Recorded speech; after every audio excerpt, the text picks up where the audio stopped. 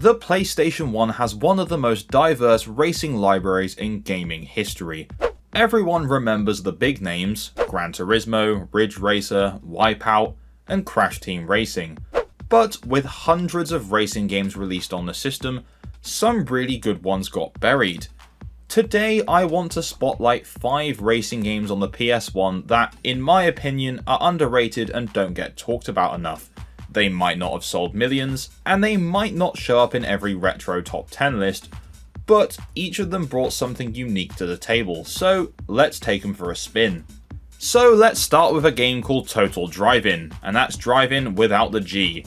It also has a few other names such as Car and Driver Presents Grand Tour Racing 98, and that was in America, and M6 Turbo Racing in France. But here in the UK we know it as Total Drivin. The game was developed by a company known as Technics, who we've actually covered on this channel before with a game called Ford vs Chevy, but they've worked on a variety of, well, middling racing titles such as Pimp My Ride, Street Racing Syndicate and Big Mother Truckers, just to name a few. Anyway, the game released in October 1997 in America and Europe and April 1998 in Japan. It didn't make a huge splash when it launched, but honestly it's one of the most ambitious racers of the era. Instead of just sticking to one style of racing, it throws everything at you. You'll race rally cars across muddy off-road tracks, take sports cars onto traditional circuits, and even drive dune buggies through desert landscapes. The handling of course shifts depending on the terrain, so you really feel the difference between sliding through the dirt and gripping asphalt. The physics may seem rough compared to modern standards, but back then it gave the game a lot of personality, and the track design was surprisingly forward-thinking, with long courses, elevation changes and shortcuts. It almost feels like a sampler platter of different racing subgenres. If you're the type who gets bored of doing the same thing over and over, Total Drivin is like a mini racing anthology wrapped into one game. In terms of its critical response, Total Drivin had some somewhat good reviews. On the now defunct game rankings it held a 71% out of 100, so not terrible.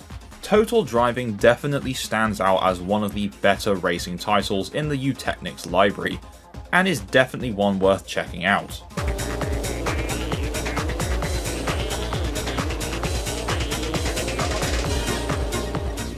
Now let's switch gears, way over to the kart racing side of things, with Muppet RaceMania. At first glance you might think, oh, it's just another character kart racer riding on the success of Mario Kart and Crash Team Racing, but this one actually has a lot of charm and depth.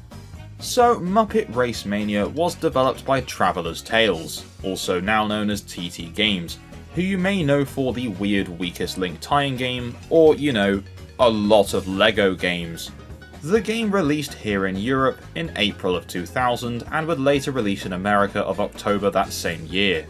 Now I may have a small amount of bias here as I love the Muppets, and Muppet RaceMania was actually the first retrospective review I made on this channel, way back in 2023.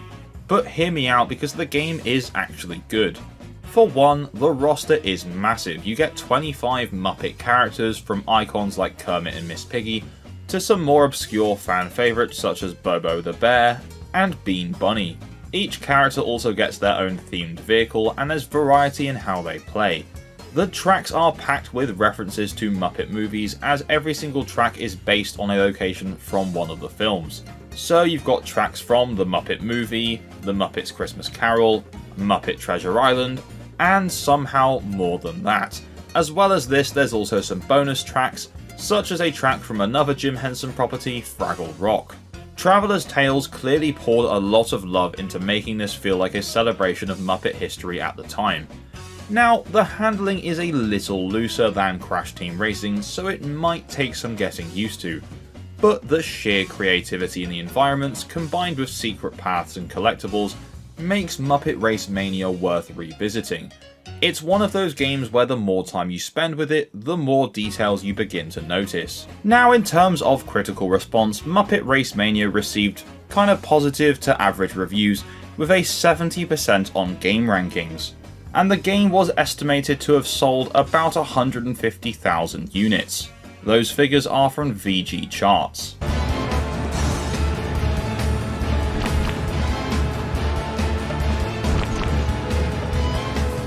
Now before we go any further, if you're a fan of PS1 racers or niche and forgotten racing games, then why not hit the subscribe button and tap the bell to stay up to date with my future uploads. And whilst you're at it, if you want to be the first to hear about everything upcoming on this channel, or just come and chat about some cool games, then why not join my Discord server using the link in the description below. Anyway, that's enough plugging the channel, let's get back to some underrated PS1 gems. So on the other end of the racing spectrum is a game called Motorhead, a futuristic racer that really stood out at the time for its speed and presentation. So this game's full title is Motorhead High Velocity Entertainment, and it was developed by Digital Illusion CE AB. Now you may know them today as part of EA, called DICE, as in the Battlefield developers. Anyway, this game of course released on the original PlayStation, but also saw a release on Windows PCs. So the game released on PlayStation here in Europe in April 1998, and in America in November 1998. The European Windows release was October that same year, and in America, March 1999. Now this was a futuristic game by design, but unlike Wipeout, which was all about anti-gravity, Motorhead keeps you grounded in cars, but these cars look like sleek futuristic machines, like something out of Blade Runner. The tracks are long, flowing and filled with neon lights, reflective surfaces and skyscraper backdrops. Now this futuristic setup was one of the unique selling points of the game, but another was how smoothly the game ran. There were some PS1 racers that did struggle with frame rates a little bit, but Motorhead was silky in comparison, which makes it feel faster and more responsive.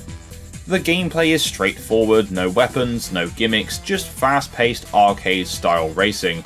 It rewards precision driving, mastering corners, and knowing when to take risks. If you ever wanted Ridge Racer and Wipeout to have a child, well, here it is. It didn't get nearly the recognition of its competitors, but for niche racing fans, Motorhead is still a thrill to play today. In terms of critical response, the PC version held a 71% on game rankings, but the PlayStation version was a little below this, at 65%, which made it a bit of an average response.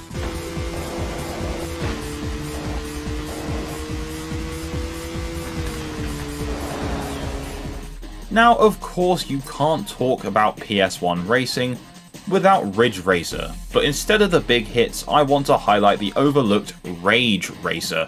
Rage Racer was developed by Namco, who brought you the other Ridge Racer titles as well as Pac-Man, and was released in December 1996 in Japan, May 1997 in America, and June that same year in Europe. It was sandwiched between Ridge Racer Revolution and the more famous Ridge Racer Type 4, and as a result it kind of got lost in the shuffle. But it actually introduced a lot of ideas that the series would later refine. First, the tone. Unlike the bright, colourful style of earlier Ridge Racer entries, Rage Racer leaned into a darker, moodier atmosphere. The tracks had industrial cityscapes, overcast skies, and a more serious vibe. And of course the music followed suit, swapping out the cheerful techno beats for gritty industrial and trance tracks. It also added a progression system, which was new to the series. Instead of just picking cars from a menu, you earned credits by racing and could spend them on upgrades or new vehicles. That sense of progression and customization gave the game a lot more longevity. In many ways, Rage Racer was the experimental bridge between the arcade simplicity of the early games and the polish of Ridge Racer Type 4. If you're a fan of the series and you skipped this one, it's definitely worth going back. Now, in terms of the game's critical response, the general consensus was positive. It held an 83% score on game rankings. It would also go on to shift over 1 million units. However, the bulk of these sales were from Japan. Now, if you've made it this far into the video, then please let me know what your favourite PS1 racing game is in the comments down below.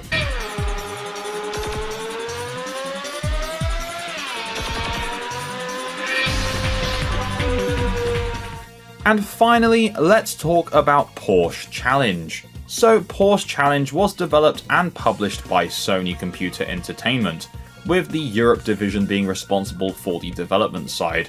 This developer would later be known as Team Soho. Anyway, the game was released in Europe in April of 1997, in America it was August 1997, and Japan September that same year. This one is a little unusual because the entire game is built around a single car, the Porsche Boxster. That might sound like a limitation, but what it actually did was allow the developers to fine-tune the handling and presentation to an impressive degree. Before starting a race, you have to choose from a selection of Porsche Boxsters, and each one of these Porsches has a different driver, and each driver has a different personality. These drivers will comment on how other drivers drive and perform, usually remarking that they are better than the opponents. The car feels weighty, grounded, and responsive in a way that stood out from a lot of the more arcade-focused races at the time. It's not a full-on sim like Gran Turismo, but it lands somewhere in between. Easy to pick up, but with enough realism to keep you invested. The tracks are stylish and scenic, with sharp visuals and some surprisingly nice reflections for a PS1 game. And while it doesn't have the variety of other racers, the attention to detail makes it a really satisfying experience. If you think of it less as a racing game with hundreds of cars and more as a focused driving showcase, Porsche Challenge shines as a hidden treasure in the PS1 library.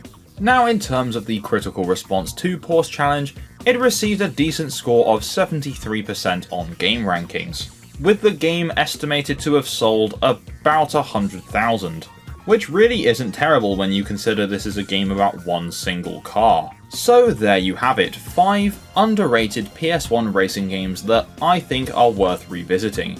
Each one has its own unique flavour, whether it's the variety of Total Drivin, the creativity of Muppet RaceMania, the raw speed of Motorhead, the experimental grit of Rage Racer, or the focused polish of Porsche Challenge. The PlayStation was an absolute goldmine for racing games, and even decades later there are still gems to rediscover. So what about you? Do you have a favourite overlooked PS1 racer that you think I might have missed in this video? Let me know in the comments down below and I might end up making a part 2. And if you enjoyed this look back, please don't forget to like and subscribe for more of these videos. As always, a massive thanks to my Patreon subscribers, and that only leaves one thing left to say. Thank you for watching, and I'll see you in my next video. Bye bye.